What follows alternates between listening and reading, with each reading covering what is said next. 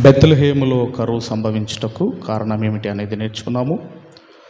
ఇక ఈరోజు ఆలస్యం చేయకుండా బహుశ్రద్ధగా దేవుని వాక్యాన్ని మీరందరూ కూడా వినవలసిందిగా నేను మనవి చేస్తున్నాను. జోష్ కొంచెం సౌండ్ తగ్గి. ఈరోజు మనము ఆలోచన చేయగలిగితే చాలామంది మరి ఆరాధనకు రావటం లేదు. ఇంకో విషయం ఏంటంటే, దేవుడు మనకి వారానికి ఎన్ని గంటలు ఇస్తున్నాడండి? వారానికి ఎన్ని గంటలండి? 24x7 ఎంతమ్మా? 24x7 ఎంత అండి? ఎన్ని గంటలు? 168 గంటలు. ఈ 168 గంటలలో ఆదివారం ఆరాధన ఎన్ని గంటలండి? ఎన్ని గంటలమ్మా? ఎన్ని గంటల ఆరాధన? 10, 11, 12. ఈ 10, 11, 12 గంటలకు ఆరాధన అంటే ఇందులో టైంకి వచ్చేవాళ్ళు ఎంతమంది? అర్థమైందమ్మా? ఇందులో టైంకి వచ్చేవారు ఎంతమంది? ఆరాధనకు వచ్చి మొబైల్ చూస్తూ టైంను గడిపేవారు ఎంతమంది? కాబట్టి దయచేసి ఆదివారం అంటే దేవుని దినము, దేవుని రోజు కాబట్టి ఎవరు కూడా దయచేసి నెగ్లెక్ట్గా ఉండొద్దని కోరుకుంటూ ప్రేమపూర్వకంగా చెబుతూ ఈరోజు మనం నేర్చుకోబోయే అంశము ఏంటి అన్నప్పుడు, మరి దావీదు గారికి ఘనత విస్తరించుటకు కారణం ఏమిటి అనే ఒక అద్భుతమైన అంశాన్ని ఈరోజు మీ అందరికీ తెలియజేయాలని నేను ఆశపడుతున్నాను. దావీదు ఘనతకు, దావీదు గారికి ఘనత విస్తరించడానికి గల కారణం ఏమిటో ఈరోజు మనం అందరం కూడా ఆలోచన చేద్దాం. ఎందుకంటే దావీదు అనగానే మనందరికీ తెలుసు, కానీ మరొక కొత్త కోణంలో ఈరోజు దేవుని వాక్యాన్ని మనం అందరం కూడా విందాము. ఈరోజు మనము ఆలోచన చేయగలిగితే, దావీదు గారు గొప్పవాడు అని ప్రతి క్రైస్తవుడు ఒప్పుకుంటాడు. దావీదు గారు గొప్పవాడని ప్రతి క్రైస్తవుడు ఒప్పుకుంటాడు. అలాగే యావత్ ప్రపంచము కూడా దావీదు గారు గొప్పవాడు అని ఒప్పుకొని తీరాలి. ఎందుకంటేనండి, ఈరోజు భూమి మీద ఇజ్రాయేల్ దేశం అనేది నేటికి ఉన్నది. భూమి మీద ఉందండి, ఉంది. ఈ ఇజ్రాయెల్ దేశం గురించి మనం ఆలోచన చేయగలిగితే, ఇది టెక్నాలజీలో కానివ్వండి, రక్షణ విభాగములో కానివ్వండి, వ్యవసాయములో కానివ్వండి, ఆధునికతలో కానివ్వండి ముందుండేదండి ఈ దేశం. ఇప్పటికీ మీరు ఆలోచన చేయగలిగితే ఇజ్రాయేలు దేశాన్ని, దాని జోలికి ఎవరు వెళ్ళరు. అది చిన్న దేశం అయినప్పటికీ ఇజ్రాయేలు దేశము జోలికి వెళ్ళరు, భయపడతారు. అలాంటి దేశాన్ని ఒకనాడు 40 సంవత్సరాలు పరిపాలించిన రాజే ద కింగ్ డేవిడ్, దావీదు గారు. ఇజ్రాయెల్ దేశం ఫ్లాగ్ ఉంటుంది కదండి, ఇజ్రాయెల్ దేశం ఫ్లాగ్ ఉంటుంది కదా.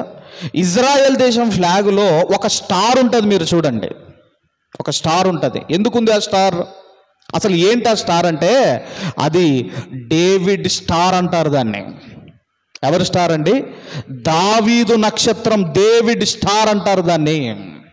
ఈరోజు మనకు మన ఇండియన్ ఫ్లాగ్ ఉన్నది.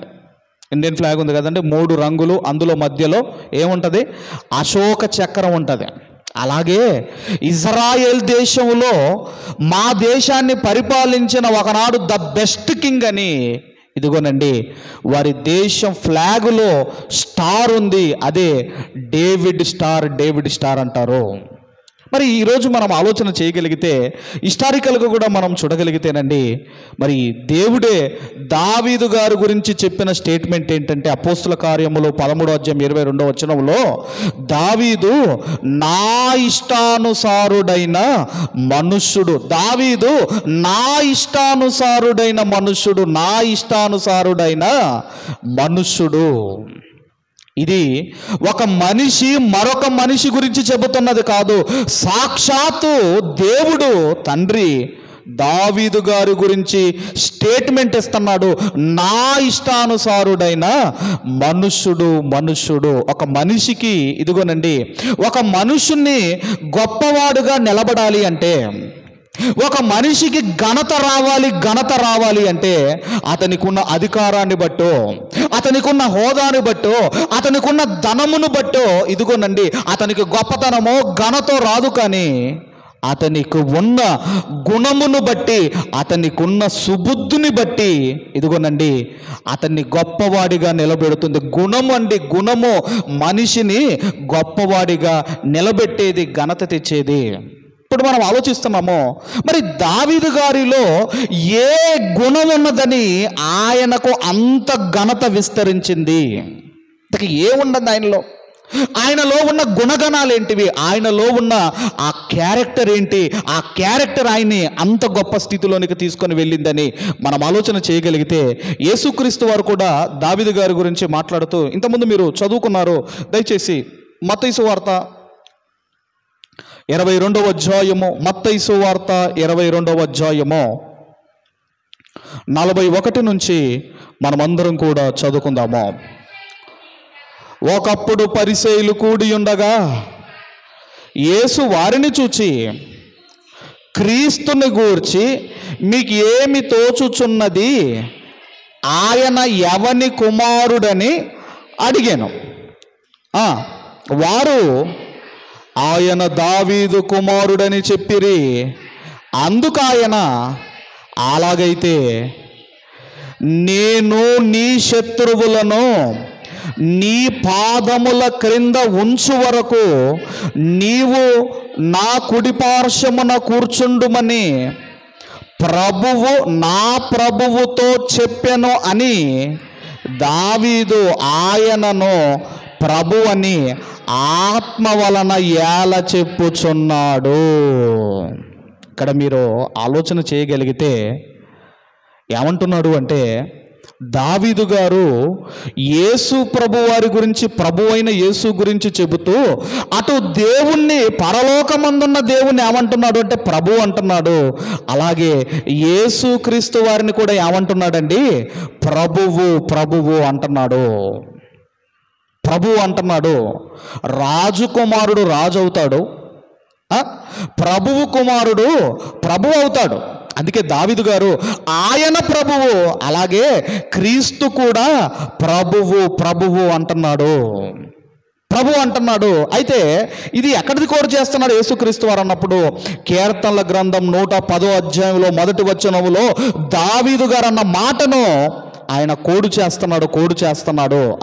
అప్పుడు ఏమంటున్నాడండి? 45వ వచనంలో, దావీదు ఆయనను ప్రభు అని చెప్పిన ఎడల ఆయన ఎలాగూ అతనికి కుమారుడగునని వారిని అడుగగా, ఇప్పుడు దావీదేమో ఇదిగో మీరేమో క్రీస్తును దావీదు కుమారుడు అంటున్నారు, ఆయనేమో ప్రభు అంటున్నాడు. మరి ప్రభు అంటున్న ఆయనకు ఎలా కుమారుడవుతాడు అని అడిగినప్పుడు అండి, అప్పుడట ఏం జరిగింది? 46వ వచనంలో, మరియు ఎవడునో మారు మాట చెప్పలేకపోయాను, మరియు ఆ దినము నుండి ఎవడును ఆయనను ఒక ప్రశ్నయు అడుగా తెగింపలేదు. ఇక్కడ మీరు ఆలోచన చేయగలిగితే యేసుక్రీస్తు వారు ఎవరు అంటే దావీదు చిగురు అని వ్రాయబడింది. ఏమని రాయబడిందండి? దావీదు చిగురు, అంకురము అన్నాడు. యెషయా గ్రంథం 11వ అధ్యాయం 1వ వచనంలో అంకురము అన్నాడు, చిగురు. యేసుక్రీస్తు వారు ఎవరు అంటే దావీదు చిగురు. ఎందుకు దావీదు గారికి యేసుక్రీస్తు వారిని వారసుడుగా ఇవ్వాలని ఎందుకు అనుకున్నాడు అంటేనండి, దావీదు గారిలో మనం చూడగలిగితే, ఇంకా మీరు చూడగలిగితేనండి, ఇర్మియా గ్రంథము 33వ అధ్యాయము, ఇర్మియా గ్రంథం 33వ అధ్యాయము దయచేసి 15వ వచనాన్ని మనం అందరము చదువుకుందాము. 15వ వచనము, ఆ దినములలో ఆ కాలమందే నేను దావీదునకు నీతి చిగురును మొలిపించెదను, అతడు భూమి మీద నీతి న్యాయములను అనుసరించి జరిగించును. ఇక్కడ మీరు ఆలోచన చేయగలిగితే, దావీదుకు నీతి చిగురైన యేసుక్రీస్తు వారు భూమి మీదకి వచ్చిన తర్వాత ఆయన రాజ్యంలోనట నీతి న్యాయములు జరిగిస్తాడటండి యేసుక్రీస్తు వారు. ఆయన రాజ్యం అంటే సంఘము. ఆయన సంఘములో ఏముంటాయి, ఎలా జరిగిస్తాడట, ఎలా పరిపాలిస్తాడంటే నీతి న్యాయములుగా ఆయన రాజ్యమును పరిపాలిస్తాడు. ఇదిగోనండి, యేసుక్రీస్తు వారు ఈ భూమి మీదకి రాకముందే మరి దావీదు గారు ఎలా పరిపాలించాడో మీరు చూడగలిగితేనండి, దినవృత్తాంతముల మొదటి గ్రంథము, దయచేసి మనం అందరము కూడా దినవృత్తాంతముల మొదటి గ్రంథము 18వ అధ్యాయము 14వ వచనాన్ని మనం అందరం కూడా చదువుకుందాం. 18:14. ఇశ్రాయేలీలందరి మీదను రాజయ్యుండి నీతి న్యాయములు జరిగించెను. దావీదు గారిలో ఏదో నీతి ఉన్నదటండి. దావీదు గారిలో ఏదో నీతి ఉందట. ఆ నీతిని బట్టి యేసుక్రీస్తు వారిని దావీదు గారికి వారసుడుగా దేవుడు చెయ్యాలి అనుకున్నాడు. ఇంతకీ దావీదు గారు కూడా ఎలా పరిపాలించాడటండి? ఆయన తన జనులందరినీ తన జనులందరికీ నీతి న్యాయములను జరిగించెను. అంటే నీతిగా న్యాయముగా ఒకనాడు దావీదు గారు పరిపాలించారు. ఆ దావీదు గారు పరిపాలించాడు. దావీదు గారి కంటే ఇంకా మరి 1000 సంవత్సరాల తర్వాత రాబోతున్న యేసుక్రీస్తు వారి గురించి రాయబడుతూ ఆయన అంటున్నాడు, యేసుక్రీస్తు వారు కూడా నీతిగా న్యాయముగా పరిపాలిస్తారు. అంటే దావీదు గారు ఏమని చెబుతున్నాడు అంటే, యేసుక్రీస్తు వారు రాకముందే నీతిగా న్యాయముగా దావీదు పరిపాలించాడు. అందుకే దేవుడు అనుకున్నాడండి, ఇదిగో యేసుక్రీస్తు వారు దావీదుకు వారసుడుగా రావాలి. ఎందుకంటే నీతిగా న్యాయముగా పరిపాలిస్తున్నాడు. మరి ఎక్కడ నేర్చుకున్నాడు ఈ నీతి దావీదు గారు? ఈ నీతి దావీదు గారు ఎక్కడ నేర్చుకున్నారు? ఇంకా మనము యేసుక్రీస్తు వారి గురించి కూడా చూడగలిగితే కీర్తనల గ్రంథం 89వ కీర్తన, కీర్తనల గ్రంథం 89వ కీర్తన 14వ వచనాన్ని మనం అందరం కూడా చదువుకుందాము. 14వ వచనము చదవమ్మా. నీతి న్యాయములు నీ సింహాసనమునకు ఆధారములు, కృపాసత్యములు నీ సన్నిధానవర్తులు.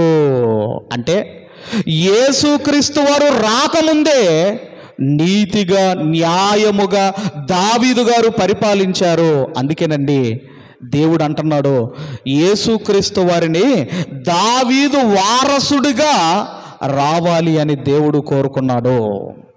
ఇలా మనము మరి ఆలోచన చేయగలిగితేనండి, యేసుక్రీస్తు వారి గురించి కూడా మనం ఆలోచన చేయగలిగితే, మరి దావీదు గారు నీతి ఎక్కడ నేర్చుకున్నాడు అంటేనండి, ఆ రోజుల్లో వాళ్ళకు ధర్మశాస్త్రము అనే గ్రంథము 5 పుస్తకాలు ఉండేటివి. ఈ 5 పుస్తకాలు దివారాత్రములు దావీదు గారు చదివారు. దేవుని నీతిని నేర్చుకున్నాడు. నీతి న్యాయములను జరిగించాడు.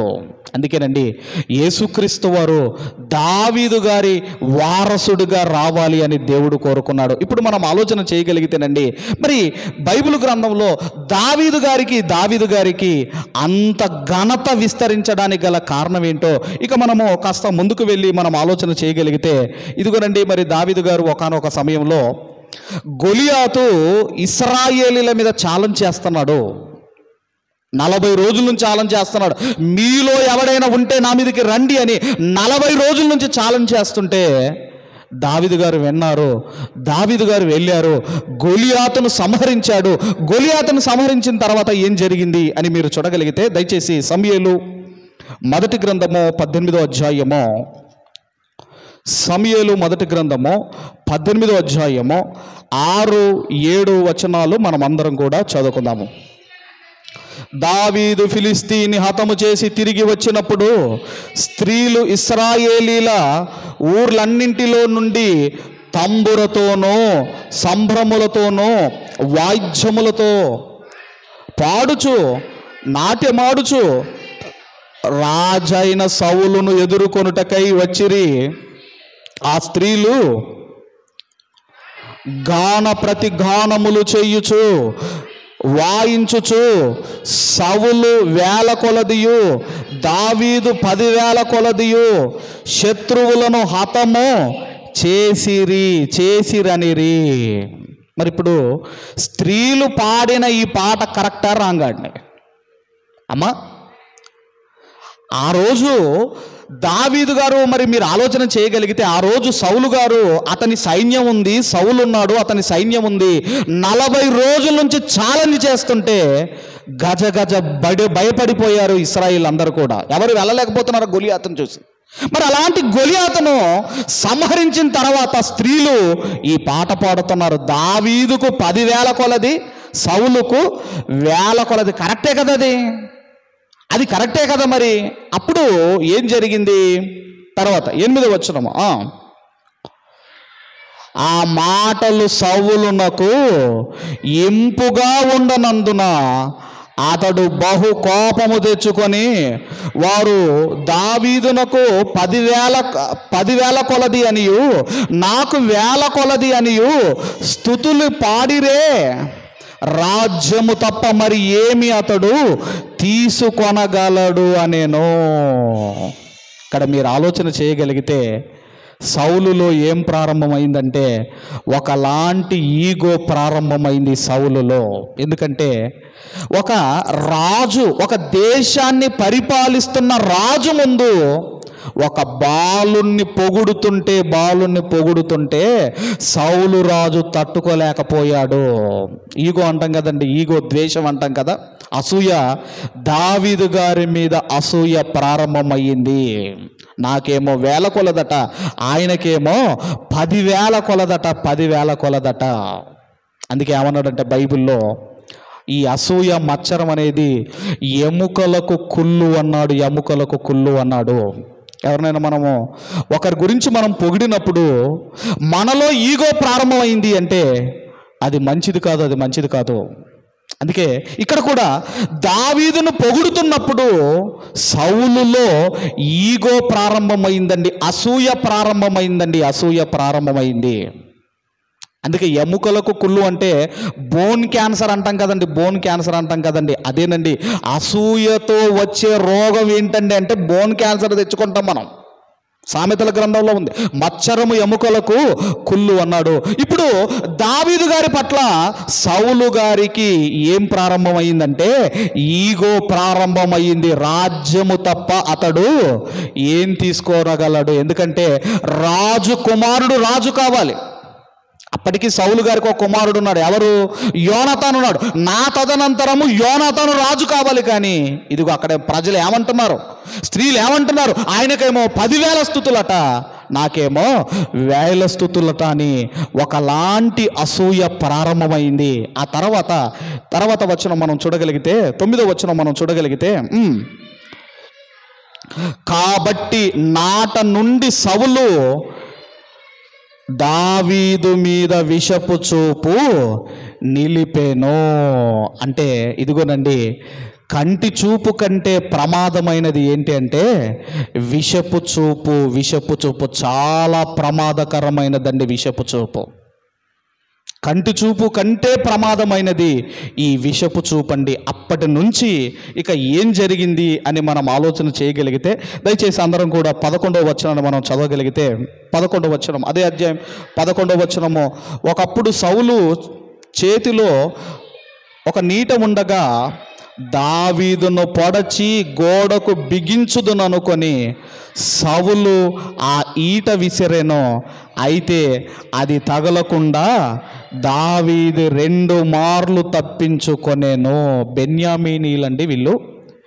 ఈట విసరడములో స్పెషలిస్టులు అన్నమాట. వీళ్ళు విసిరారా గురి తప్పదండి. అంత ఫాస్ట్గా కానివ్వండి, అంత గురి తప్పకుండా విసురుతారు ఈటను. అలాంటిది 2 సార్లు దావీదు గారి మీద కోపముతో ఈట విసిరాడు. 2 సార్లు దావీదు గారు తప్పించుకున్నాడు.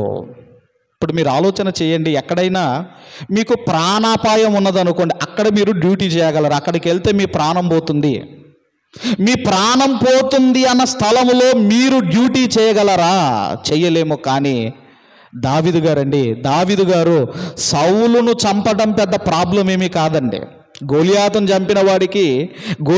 చంపిన వాడికి సౌలును చంపడం పెద్ద ప్రాబ్లమా? ఆలోచించండి. ప్రాబ్లం కాదు. కానీ ఇదిగోనండి, తప్పించుకొని పారిపోతున్నాడు. ఆయనకు థ్రెట్ ఉంది, ఆయనకు ప్రాణాపాయం ఉంది. అయినా సౌలు దగ్గర డ్యూటీ చేస్తున్నాడు. అలా 2 మార్లు తప్పించుకున్నాడు. తర్వాత మీరు చూడగలిగితే 12వ వచనం, యెహోవా తనను విడిచి దావీదునకు తోడయ్యుండుట చూచి సౌలు దావీదునకు భయపడెను. సౌలుకు అర్థమైపోయింది. ఎందుకంటే మేము ఈట విసరడములో స్పెషలిస్టులము, అలాంటిది మా చేతిలో నుండే తప్పించుకున్నాడు అంటే, ఇదిగో దేవుడు నన్ను విడిచిపెట్టేశాడు, దావీదుకు తోడున్నాడు అన్న భయం ఎవరిలో ప్రారంభమైందండి? రాజైన సౌలులో ప్రారంభమైంది. ఎందుకు ఈయనని విడిచిపెట్టాడంటే, అక్కడికి వెళ్ళి అమాలీకీయులు అందరినీ చంపమంటే ఈయన బుద్ధి పోనిచ్చుకోలేదు. అన్ని బతకనిచ్చాడు, ఆ జంతువులన్నిటిని బతకనిచ్చాడు. అందుకే ఏమన్నాడు అంటే, ఇదిగో రాజ్యము నీ యొద్ద నుంచి తీసివేయబడుతుంది అని ఇక్కడ ఆయన అంటున్నాడు. ఇదిగో యెహోవా తనను విడిచి, అంటే సౌలును విడిచి దావీదునకు తోడయ్యుండుట చూచి సౌలు దావీదునకు భయపడెను. దేవుడే నీకు తోడుగా ఉంటే, దేవుడే మనకు తోడుగా ఉంటే, ఎవరైతే మీకు హాని చెయ్యాలనుకుంటున్నారో, ఎవరైతే మిమ్మల్ని చంపాలి, ఇబ్బంది పెట్టాలనుకుంటున్నారో వారే మీకు భయపడతారు. ఎప్పుడంటే దేవుడు మీకు తోడుగా ఉంటే. తర్వాత ఏం జరిగింది? 13వ వచనము కూడా చదవగలిగితే చదవమ్మా. 12వ వచనము, అతడు జనులను ముందు వచ్చుచూ పోవచ్చు ఉండెను. ఇక ఏం చేశాడంటేనండి, దావీదు గారికి ఉన్న ఆ పదవిని తగ్గించేశాడు. అప్పుడేమో రాజు దగ్గర ఉండేవాడు, ఇప్పుడు ఎక్కడికి పంపించాడు? సైన్యములోనికి పంపించాడు. అంటే దావీదు గారి హోదాను తగ్గిస్తున్నాడు సౌలు. ఆయన హోదాను తగ్గిస్తున్నాడు. తర్వాత చదవమ్మ.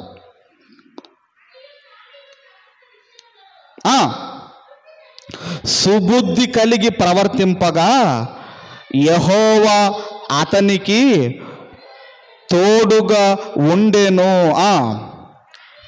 దావీదు మిగుల సుబుద్ధి గలవాడై ప్రవర్తించుట సౌలు చూచి మరీ అధికముగా అతనికి భయపడెను. మనలను గొప్పవారిగా నిలబెట్టేది, మనకు ఘనతను తీసుకొచ్చేది, మన ఘనతను విస్తరింపచేసేది ఏంటి అంటే, మీకున్న ధనము కాదు, మీకున్న అధికారము కాదు, మీకున్న హోదా కాదు. ఇదిగోనండి, మీకున్న గుణగణాలు, మీకున్న సుబుద్ధి మిమ్మల్ని గొప్పవారిగా నిలబెట్టేది. అందుకే దావీదు గారికి ఇదిగోనండి, అతనిలో ఉన్న బుద్ధి ఏంటంటేనండి, దావీదు మిగుల సుబుద్ధి కలిగిన వాడై ప్రవర్తించుట చూచి సౌలు చూచి మరీ అధికముగా అతనికి భయపడెను. అంటే మీ క్యారెక్టరే మీ ఘనతను పెంచేది, విస్తరింపచేసేది. ఆ తర్వాత ఇక ఈయనేమో వెంటాడుతున్నాడు.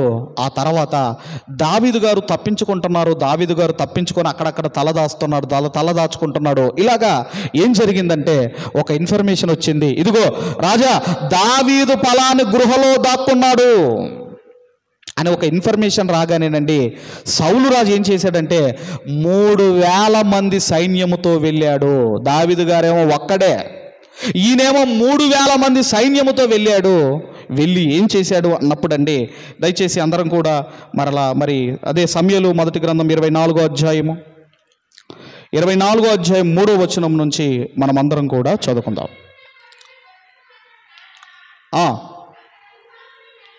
కనబడెను, అందులో సౌలు శంఖ నివర్తికి పోగా దావీదును అతని జనులను ఆ గృహ లోపలి భాగములో ఉండిరి గనుక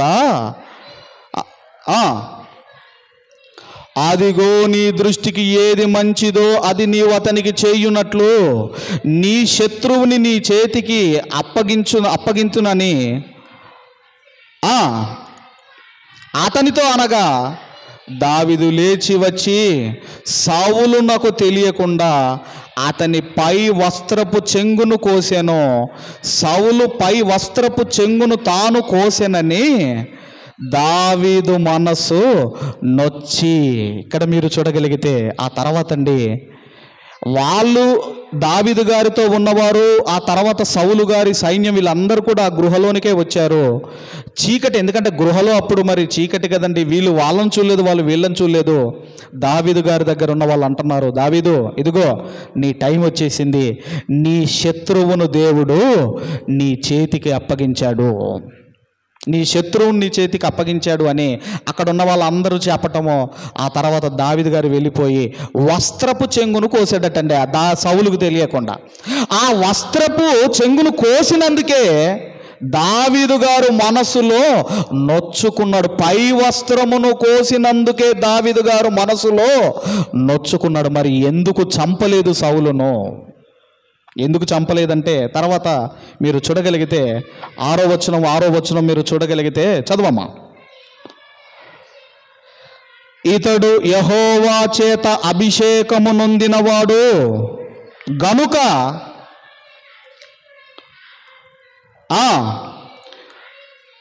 నేను ఈ కార్యము చెయ్యను, యెహోవాను బట్టి అతనిని నేను చంపనని తన జనులతో చెప్పాను. అక్కడున్న వాళ్ళేమో రెచ్చగొడుతున్నారు, దావీదు నీకు వచ్చేసింది, ఇదిగో దావీదు శత్రువు నీ చేతి చిక్కాడు, ఇక చంపేసేయని చెబుతున్న దావీదు గారు అంటున్నారు, దేవుడు అభిషేకించిన వాణ్ణి నేను ముట్టను, దేవుడు అభిషేకించిన వాణ్ణి నేను ముట్టను అంటున్నాడు. అందుకేనండి ఏమన్నాడు అంటే, ఒకవేళ మన శత్రువులు కావచ్చు, ఒకవేళ మన శత్రువులకు ఏదైనా అయిందనుకోండి, అప్పుడు మీ స్పందన ఎలా ఉంటుందండి? ఎలా ఉంటుంది చెప్పండి అమ్మా. ఒకవేళ మనల్ని తిట్టి వెంటనే యాక్సిడెంట్ అయిందనుకోండి, అప్పుడు ఎలా ఉంటుందమ్మా? ఎలా ఉంటుందంటే, చూశారు కదా మనల్ని అంటే ఏమైందో అనుకోవా? పైకి మాత్రం అయ్యో అయిందా అంటాం, కానీ లోపల మాత్రం భలేగా అయిందని. కానీ దేవుడు ఏం చెప్పాడు అంటే, మళ్ళీ ఇక్కడికి వద్దాం ఒకసారి. సామెతల గ్రంథంలో ఏమన్నాడు ఒక్కసారి మీరు చూడండి. 24వ అధ్యాయం సామెతల గ్రంథం 24వ అధ్యాయం 17-18 వచనాలు ఏమన్నాడు ఒక్కసారి మీరు చదవండి దయచేసి. నీ శత్రువు పడినప్పుడు సంతోషించుము అని ఉందా, సంతోషించకుము అని ఉందా అమ్మా? సంతోషింపకుము. వాడు త్రొట్టిల్లినప్పుడు నీవు మనస్సున ఉల్లసింపకుము. యెహోవా అది చూచి అసహించుకొని వాని మీద నుండి తన కోపమును త్రిప్పుకొనునేమో. కొంతమంది ఉన్నారు, నా చెవులతో విన్నాను కాబట్టి, ఏదో వాళ్ళకి వీళ్ళకి ఈ బ్యాచ్కి ఆ బ్యాచ్కి గొడవ జరిగిన తర్వాత వాళ్ళకి ఏదో యాక్సిడెంట్ అయింది అనుకోండి, అందుకే మా జోలికి రావద్దనేది అనేవాళ్ళు వీళ్ళు. ఈ బ్యాచ్ అనేది అన్నమాట. ఒకరోజు ఆ బ్యాచ్కే యాక్సిడెంట్ అయింది, అర్థమైందండి? కాబట్టి ఎప్పుడు కూడా శత్రువు పడిపోయినప్పుడు ఎప్పుడు కూడా ఇదిగోనండి మనం సంతోషించకూడదు. ఇక్కడ కూడా దావీదు గారు కూడా ఇక నా శత్రువు దొరికాడు, ఇక నేను వేసేద్దామని అనుకోవటం లేదు. కానీ ఏమనుకున్నాడు అంటే, దేవుడు అభిషేకించిన వాడిని నేను ముట్టను, దేవుడు అభిషేకించిన వాడిని నేను ముట్టను. దావీదు గారి మనసు ఏంటంటేనండి, ఇదిగో నా కోపం వచ్చింది, నన్ను చంపడానికి వెతుకుతున్నాడు, ఇతన్ని ఎందుకు బతికించాలి అని అనుకోవటం లేదు. కానీ ఏమనుకున్నాడంటే, దావీదు గారి మనస్సు అసలు సుబుద్ధి అంటే ఏంటంటే, నేను చేసే ఈ పని దేవునికి నచ్చుతుందా నచ్చదా అని ఆలోచించి చెయ్యడమే సుబుద్ధి అంటే. సుబుద్ధి అంటే ఇప్పుడు నేను ఈ పని చేయాలనుకుంటున్నాను, ఈ పని దేవునికి నచ్చుతుందా అని ఆలోచించేవాడేనండి దావీదు గారు. దాన్నే ఏమంటారు అంటే సుబుద్ధి. ఆయన అంటున్నాడు, యెహోవా అభిషేకించిన వానిని నేను ముట్టను అన్నాడు. ఆ తర్వాత అండి కేకలు వేశాడండి. ఆ తర్వాత ఏమని కేకలు వేశాడంటే, తర్వాత మరలా సమూయేలు త్వరగా 1 సమూయేలు గ్రంథం 24వ అధ్యాయం త్వరగా దయచేసి 8వ వచనం నుంచి చదువుకుందాము.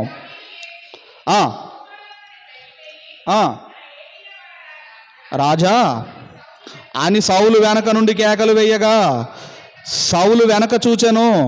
దావీదు నేల సాష్టాంగపడి నమస్కారము చేసి సౌలుతో ఇట్లా, నేను దావీదు నీకు కీడు చేయను ఉద్దేశించుచున్నాడని జనులు చెప్పిన మాటలు నీవెందుకు వినుచున్నావు ఆలోచించుము. ఈ దినమున యెహోవా నిన్ను ఎలాగో గుహలో నా చేతికి అప్పగించెనో అది నీ కండ్లారా చూచితివే. కొందరు నిన్ను చంపమని నాతో చెప్పినను నేను నీ యందు కనికరించి ఇతడు యెహోవా చేత అభిషేకము నొందినవాడు గనక నా ఏలిన వాణ్ణి చంపనని నేను చెప్పి తిని, నా తండ్రి చూడుము, ఇదిగో చూడుము, నిన్ను చంపక నీ వస్త్రపు చెంగు మాత్రమే కోసి తిని గనుక నా వలన నీకు కీడు ఎంత మాత్రమునో రాదని, నాలో తప్పిదము ఎంత మాత్రము లేదని నీవు తెలుసుకొనవచ్చును. నీ విషయమై నేను ఏ పాపమును చేయువాడనై ఉండగా నీవు నా ప్రాణము తీయవలని నన్ను తరుముచున్నావు. ఏదో జనులు చెప్పారు, ఎవడో వాడు పనికి మాలిన వాడు చెప్పిన మాటలు విని నన్ను చంపాలనుకుంటున్నావు. ఒక గొలియాతును చంపిన నాకు నిన్ను చంపటం పెద్ద విశేషం కాదు. ఇదిగో నీ పై వస్త్రము నేను కట్ చేశాను అని చెప్పాడండి.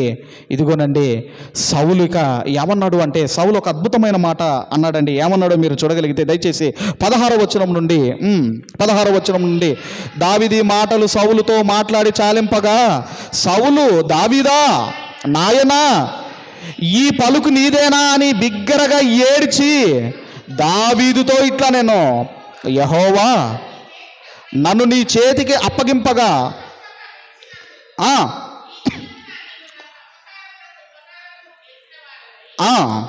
నా ఎడల నీకున్న ఉపకార బుద్ధిని వెల్లడి చేసితివి గనుక నీవు నాకంటే నీతి పరుడవు. దావీదు గారిలో ఉన్న ఒక మంచి సుగుణము, సుబుద్ధి ఏంటంటే అపకారము చెయ్యాలి అనుకునే వారికి ఉపకారము చేసిన వాడు. ఇంతకుముందు మనం ఏం చదువుకున్నామో, ఆయనను చంపాలి అని ఆయనకు అవకాశం వచ్చింది కానీ చంపలేదండి. ఇక్కడ కూడా ఇదిగోనండి అపకారికి ఉపకారము చేసే బుద్ధి. యేసుక్రీస్తు వారిని కూడా బంధించడానికి ఆ ఒలివ తోటలోనికి వస్తారు కదండి, ఒక సైనికులు వస్తారు. అందులో ఒక సైనికుని పేరు మలుకు.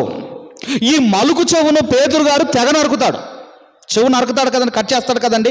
ఇప్పుడు యేసుక్రీస్తు వారు వెంటనే బాగు చేశాడు. అంటే అపకారానికి ఉపకారము చేసే ఈ బుద్ధి ఎవరిలో కనబడుతుంది అంటే దావీదు గారిలో కనబడుతుంది.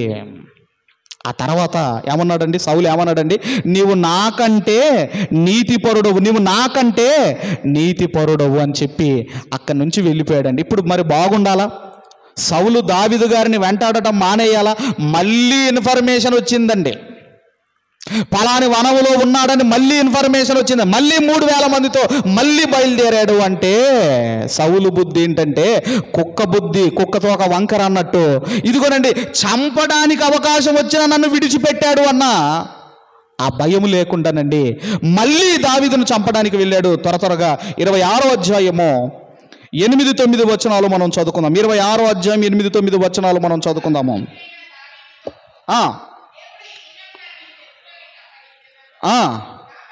నీచితమైతే ఆ ఈటతో ఒక పోటు పొడిచి నేను అతన్ని భూమికి నాటివేత్తును, ఒక్క దెబ్బతోనే పరిష్కారము చేతుననగా దావీదు, నేను అతన్ని చంపకూడదు, యెహోవా చేత అభిషేకము నొందిన వాణ్ణి చంపి నిర్దోషి అగుట ఎవనికి సాధ్యమో. కాబట్టి మనం ఆలోచన చేయగలిగితే ఇదిగోనండి, అపకారము చేసేవారికి ఉపకారము చేసే బుద్ధి కలిగిన వాడే దావీదు గారు. ఆ తర్వాత ఏం జరుగుతుందంటేనండి, కొంతకాలానికి సౌలు చనిపోతాడు.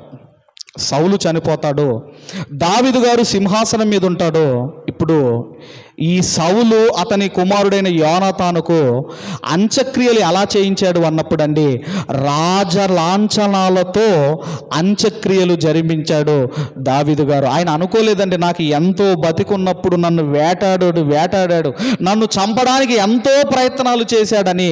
అది మనసులో పెట్టుకోకుండా ఎలా చేశాడంటేనండి, రాజలాంఛనాలతో ఇదిగోనండి సౌలుకు యోనాతానుకు అంత్యక్రియలు జరిగించారు. ఈరోజు మనం చూస్తున్నాం, ఒక ప్రధానమంత్రి, ఒక ఎక్స్ ప్రైమ్ మినిస్టర్ కానివ్వండి, ఒక ఎక్స్ చీఫ్ మినిస్టర్ కానివ్వండి, వీళ్ళు కనుక ఎవరైనా మరణిస్తే ఇదిగోనండి అధికార లాంఛనాలతో ఏ విధంగా అయితే అంత్యక్రియలు జరిగిస్తారో, ఇది ఎవరి ద్వారా ప్రారంభమైందంటే ఇదిగో దావీదు గారి ద్వారా ఇది ప్రారంభమైంది. ఎందుకు అలా జరిగించాడు అంటే, ఒకనాడు దేశాన్ని 40 సంవత్సరాలు పరిపాలించిన రాజు, ఇదిగో ఆయన కూడా రాజలాంఛనాలతో ఆయన సమాధి కార్యక్రమాలు జరగాలని జరిగించాడండి. ఆ తర్వాత ఇప్పుడు దావీదు గారు సింహాసనం మీద ఉన్నాడు. సింహాసనం మీద ఉన్న తర్వాత మళ్ళీ ఏమన్నాడు అంటేనండి, త్వరగా సమూయేలు 2వ గ్రంథము దయచేసి 9వ అధ్యాయము 1వ వచనం చదువుకుని. 9వ అధ్యాయం 1వ వచనము, యోనాతానును బట్టి నేను ఉపకారము చూపుటకు సౌలు కుటుంబములో ఎవడైనా కలడని దావీదు అడిగాను. యోనాతానండి దావీదు గారికి ఎంతో హెల్ప్ చేసిన వాడు.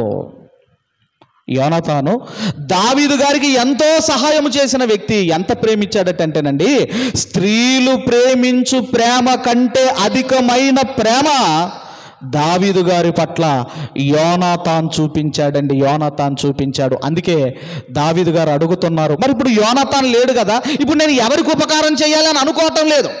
ఆయన అంటున్నాడు, నాకు ఒకనాడు సహాయము చేసిన ఆ యోనాతాను కుటుంబంలో ఎవడైనా బతికున్నాడా అన్నప్పుడు అండి, దయచేసి 7వ వచనంలో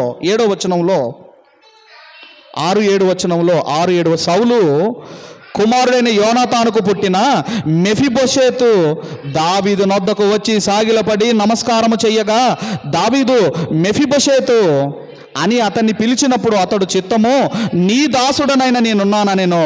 అందుకు దావీదు, నీవు భయపడవద్దు, నీ తండ్రి అయిన యోనాతాను నిమిత్తము నిజముగా నేను నీకు ఉపకారము చూపి నీ పితరుడైన సౌలు భూమి అంతయు నీకు మరలా ఇప్పింతును, మరియు నీవు సదాకాలము నా బల్ల యొద్దనే భోజనము చెయ్యుదువని సెలవిచ్చెను. రాజకుమారులు ఏ భోజన బలం మీదైతే ఇదిగో భోజనము చేస్తారో, నువ్వు ఏ పని చెయ్యకపోయినా నువ్వు యోనాతాను కుమారుడివి కాబట్టి, ఇదిగో మెఫీబోషెతు నా కుమారులాగానే నీవు కూడా నా బల్ల మీద నీవు భోజనము చేస్తావు. అందుకేనండి, ఎవరైనా మనకు మేలు చేస్తే, ఎవరైనా మనకు ఉపకారం చేస్తే, వాళ్ళు లేకపోయినా వాళ్ళను పట్టించుకోకుండా ఉండకూడదని. వాళ్ళ పిల్లలు ఉంటారు, వాళ్ళ ఫ్యామిలీ ఉంటుంది, వాళ్ళకు ఏదైనా మనము మేలు చేయాలి, ఎందుకంటే ఒకప్పుడు వాళ్ళ కుటుంబీకులు మనకు మేలు చేశారు. అందుకే క్రైస్తవులుగా మనకేం చెబుతున్నాడో కొలసీలకు రాసిన పత్రిక, దయచేసి కొలసీలకు రాసిన పత్రిక, అంతకంటే ముందు రాజుల గ్రంథంలో కూడా ఇంకొకటి చూద్దామంటే, రాజుల గ్రంథం 1వ గ్రంథం 2వ అధ్యాయం 7వ వచనం, త్వరగా రాజుల 2వ గ్రంథము 1వ గ్రంథము 2వ అధ్యాయం 7వ వచనం. రాజుల 1వ గ్రంథము 2వ అధ్యాయము 7వ వచనము, నేను నీ సహోదరుడైన అబ్షాలోము ముందర నుండి పారిపోగా గిలాదీయుడైన బర్జిల్లై కుమారులు నా సహాయమునకు వచ్చిరి, నీవు వారి మీద దయ ఉంచి నీ బల్ల యొద్ద భోజనము చేయు వారిలో వారిని చేర్చుము అని సొలొమోనుకు చెబుతున్నాడండి. సొలొమోను ఒకరోజు నీ అన్న నన్ను ఇదిగో నా మీదికి వచ్చినప్పుడు ఈ బర్జిల్లై కుమారులు వీళ్ళందరూ కూడా ఒకరోజు నాకు సహాయము చేశారు. ఆయనకు ద్రాక్ష పండ్లు కానివ్వండి, ఇవన్నీ కూడా నండి, ఈ పరుపు ఇవన్నీ కూడా ఒకనాడు వీళ్ళు సహాయం చేశారు. ఇక దావీదు గారు చివరి స్టేజ్లో ఉన్నాడు.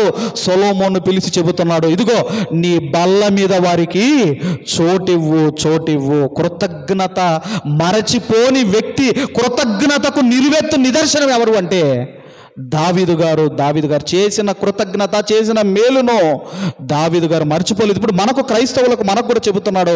కొలసీలకు రాసిన పత్రిక 4వ అధ్యాయము 2వ వచనము, 4వ అధ్యాయం 2వ వచనము, ప్రార్థన యందు నిలకడగా ఉండుడి, కృతజ్ఞత గలవారై దాని యందు మెలకువగా ఉండుడి. కాబట్టి మనం ఆలోచన చేయగలిగితే ఇంకా చాలా ఉన్నాయి. ఇన్ని లక్షణాలండి దావీదు గారిలో. నీతి న్యాయములు జరిగించిన వ్యక్తి, అపకారికి ఉపకారము చేసిన వ్యక్తి. అందుకేనండి కృతజ్ఞత, ఉపకారానికి ప్రత్యుపకారము చేసిన వ్యక్తి. ఇంకా ఇన్ని లక్షణాలు ఉన్నాయి గనుకనే దావీదుకు ఘనత అనేది విస్తరించింది. అంతేకాని ఏదో ఘనత రావాలి, ఘనత విస్తరించాలి అంటే ఏదో హోదాలను బట్టో, ఏదంటే అధికారాన్ని బట్టో, ధనాన్ని బట్టో ఈ ఘనత, ఈ గొప్పతనం అనేది రాదు. కానీ మీకున్న గుణగణాలు, ఆ సుబుద్ధిని బట్టి మనము ఘనతను తెచ్చుకుంటాము. ఆ ఘనత అనేది విస్తరిస్తుంది. కాబట్టి మనకు కూడా ఘనత విస్తరించాలి అంటే ఇదిగో ఆ దావీదులో ఉన్న గుణగణాలు చూడండి. గుణగణాలు, ఈ లక్షణాలు మనలో కూడా ఉన్నట్టయితే ఆయన ఘనత విస్తరించింది. మన ఘనత కూడా దేవుడు విస్తరింప చేస్తాడు. అలా మనం అందరము ఉండాలని కోరుకుంటూ ఈ నా మాటలు ముగిస్తున్నాను. దేవుడు మనందరిని దీవించి ఆశీర్వదించును గాక. ఆమెన్. ఈ వాక్కులు మనలో ఫలించినట్లు మన మధ్యలో ఉన్న పెద్దలు మరి శ్రీ ఎస్ ఇసాక్ సార్ వారు ముందుకు విచ్చేసి ఫలింపు ప్రార్థన చేయవలసిందిగా మనవి చేస్తాను.